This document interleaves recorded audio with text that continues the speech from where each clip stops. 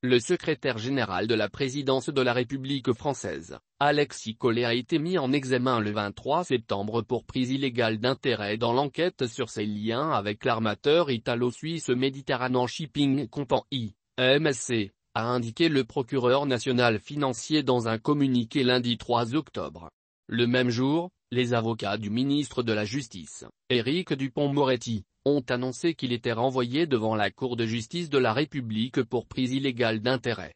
Alexis Collet a, par ailleurs, été placé sous le statut de témoin assisté du chef de trafic d'influence, a ajouté le parquet. Cette mise en examen intervient dans le cadre d'une information judiciaire ouverte suite à une plainte avec constitution de partie civile déposée le 30 janvier 2020 par l'association Anticorps devant le doyen des juges d'instruction du tribunal judiciaire de Paris, poursuit le communiqué. L'association anticorruption avait déposé une plainte en 2018, à la suite d'un article de Mediapart révélant les liens familiaux entre l'actuel secrétaire général de l'Élysée et la famille Aponte, fondatrice et actuelle propriétaire du croisiériste MSC. Le PNF avait alors ouvert une enquête en raison des soupçons de conflit d'intérêts. L'enquête avait finalement été classée sans suite en août 2019.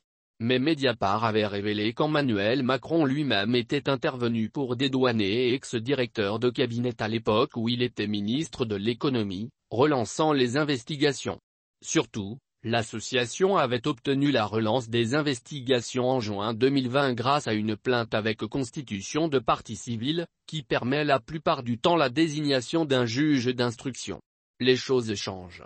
Il faut continuer à lutter contre le mélange des genres au sommet de l'État et contre la corruption des privilégiés, a commenté Jean-Baptiste Souffron, avocat d'Anticorps.